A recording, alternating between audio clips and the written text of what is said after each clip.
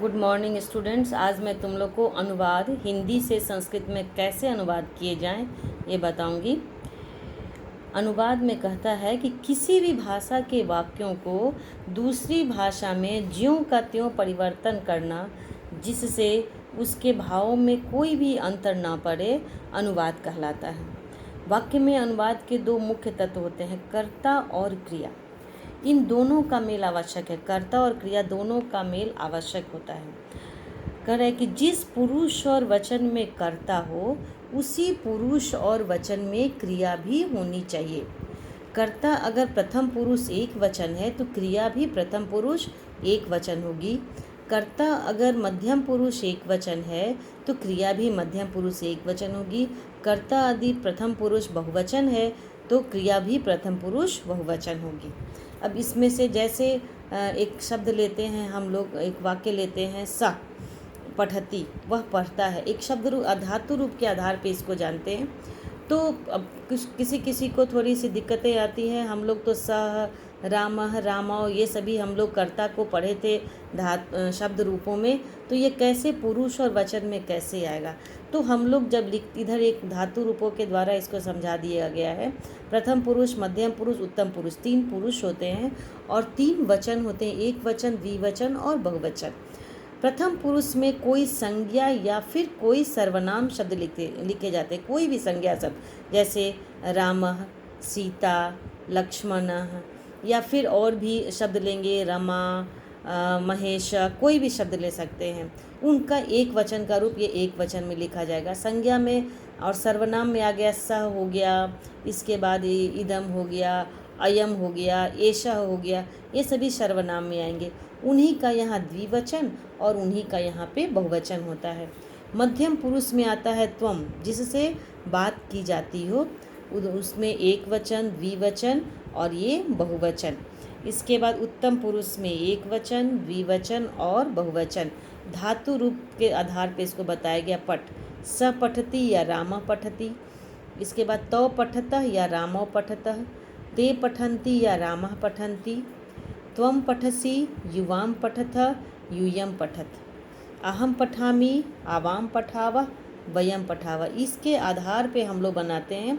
इसमें कोई भी लकार हो सकता है। यहाँ पे लट लकार से समझाया गया है। लकार कोई भी हो सकते हैं, लट लकार, लिट लकार, लुट लकार, लिंग लकार, जो भी होंगे वो सभी हो सकते हैं। एक साधारण से वाक्य से इसे समझा रहे हैं। लड़के पढ़ते हैं, बालका पठंती, इसका हुआ लड़के पढ़ते। अब सबसे पहले इसमें से हम लोग क्रिया ढूंढ लेंगे, क्योंकि वो आसान होता है क्रिया ढूंढना।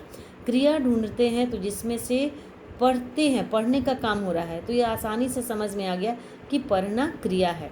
तो पढ़ते हैं क्रिया हो गया। अब हम इसमें कौन लगा करके प्रश्न करेंगे। जब भी हमें कर्ता की पहचान नहीं हो तो हम लोग उसमें कौन लगा करके प्रश्न करेंगे और जो उत्तर मिलेगा वही हम उसको उसी के आधार पर हम लोग इसको जानेंगे। तो हम लोग कौन लगा करके प्रश्न करते हैं तो सबसे पहले इसमें उत्तर आता है कि कौन पढ़ते हैं, तो लड़के पढ़ते हैं, वो हो गया बालकः पठन्ति। इसके बाद लड़के पढ़ते हैं, पढ़ने का काम कर रहे हैं। चूँकि ये बहुवचन है लड़के, तो यहाँ बहुवचन लिखे। लड़के जब बहुवचन हो गया तो ये पठन्ति भी बहुवचन लिखे। फिर तुम जाते हो, ये मध्यम पुरुष में आ गया। त्वम गच्छसि, ये चूँकि एक वचन है मध्यम पुरुष, तो ये भी बहुवचन, एक वचन मध्यम पुरुष में आ जाएगा। हम दोनों घूमते हैं, आवाम भ्रमावः। अब हम लोग वाक्य का थोड़ा विस्तार करेंगे, क्योंकि ये छोटे छोटे से वाक्य थे। हम लोग को तो बड़े बड़े वाक्यों का भी लिखना होता है। मोहन विद्यालय जाता है। अब सबसे पहले हम लोग क्रिया ढूंढेंगे, तो क्रिया आ गया यहाँ पे मोहन, क्रिया आ गया इसमें से मोहन, क्रिया आ गया इसमें से गच्छति। अब हम लोग इसमें से कौन लगा के प्रश्न करेंगे। गच्छति मतलब जाता है, कौन जाता है, तो यहाँ प्रश्न का उत्तर आ गया मोहन जाता है। और फिर हम लोग मोहन को लिख दिए एक वचन में, चूँकि यह है इसलिए एक वचन में लिख दिए। जब भी हम लोग इसको बनाएंगे कर्ता क्रिया को देखते हुए, यहाँ मोहन है, यहाँ जाता है, इसका मतलब एक वचन में है। यहाँ अगर मोहन यहाँ जाते हैं होता तो समझते कि कोई बहुवचन, बहुत सारे मोहन जा रहे हैं, मगर यहाँ जाता है एक वचन में है। इसके बाद फिर हम लोग यहाँ मोहना लिख दिए, अपनी सुविधा के अनुसार यहाँ गच्छति लिख दिए, बीच के शब्दों को बाद में भरेंगे। इसके बाद देखते हैं कि ये विद्यालय है। विद्यालय के बाद कोई भी विभक्ति चिन्ह नहीं है। जब किसी भी शब्दों के बाद में कोई विभक्ति चिन्ह नहीं आता है तो उसे हम लोग द्वितीय विभक्ति में रख देते हैं। तो मोहना विद्यालयम गच्छति। इसके बाद है वह कलम से पत्र लिखता है। अब यहाँ पर हम लोग लिखता है क्रिया बन गया, तो हम लोग कर्ता को ढूंढेंगे। तो कौन लिखता है, तो यहाँ आ गया वह लिखता है, तो वह कर्ता हो गया। यहाँ लिख दिए सह। चूँकि वहाँ सह लिखे हैं एक वचन प्रथम पुरुष एक वचन में, तो यहाँ लिखता है भी प्रथम पुरुष एक वचन में लिख दिए लिखती। अब यहाँ पे दो शब्द और आए हैं, कलमम, कलम आ गया और ये पत्र आ गया है। अब हम लोग एक नियम इसमें है, कलम से लिखता है, से दो जगह आता है, एक पंचमी में भी आता है, एक तृतीया में भी आता है। पंचमी में जब आता है वो अलग अर्थ में आता है, द्वितीया में जब आता है तो वो तृतीया में जब आता है तो वो साथ अर्थ में आता है। तो यहाँ पे तृतीया में आया है क्योंकि ये कलम से लिख रहा है, मतलब उसका वो साधन हो गया है, तो इसलिए वह हो गया, हम लोग तृतीया लगा देंगे कलमेन। फिर पत्र में यहाँ पे कुछ नहीं दिया हुआ है, कोई विभक्ति चिन्ह नहीं है, इसलिए हम लोग यहाँ द्वितीया लगा दिए और वो हो गया पत्रम लिखति। को के अर्थ में भी हम लोग इसको लिख सकते हैं, पत्र को लिखता है, ऐसा भी सोच के। अगर नहीं समझ में आए तो हम लोग यहाँ पे ये देख लेंगे कोई विभक्ति चिन्ह नहीं है तो लिख देंगे।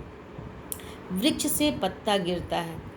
अब यहाँ पे हम लोग क्रिया ढूंढेंगे, गिरता है, तो यहाँ लिख दिए गिरता है का लिख दिए।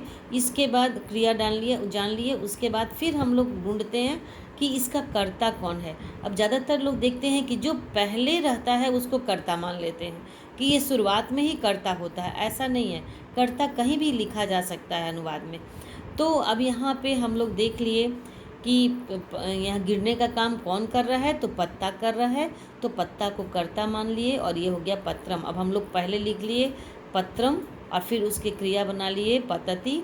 अब ये कहाँ से गिरता है, तो वृक्ष से गिरता है, या एक हम लोग तृतीया में भी जाने थे कलम से, और यहाँ पर ये वृक्ष से, दोनों में से है, मगर इसमें का से अलग अर्थ में है और अलग होने अर्थ में है, इसीलिए यहाँ पंचमी लगाए और होगा वृक्षात पत्रम पतति या पत्रम वृक्षात पतति।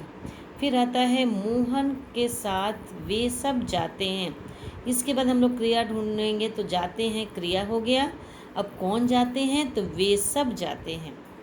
मोहन के साथ वे सब, तो वे सब कर्ता हो गया, जाते हैं क्रिया हो गया, और फिर किसके साथ जाते हैं, तो ये सह के साथ हम लोग तृतीया लगाते हैं, तो मोहन के साथ, तो मोहन तृतीया में आ गया और उसका रूप बना ते मोहनेन सह गच्छन्ति, या फिर ये हो गया कि मोहनेन सह ते गच्छन्ति, दोनों तरह से इसको लिख सकते।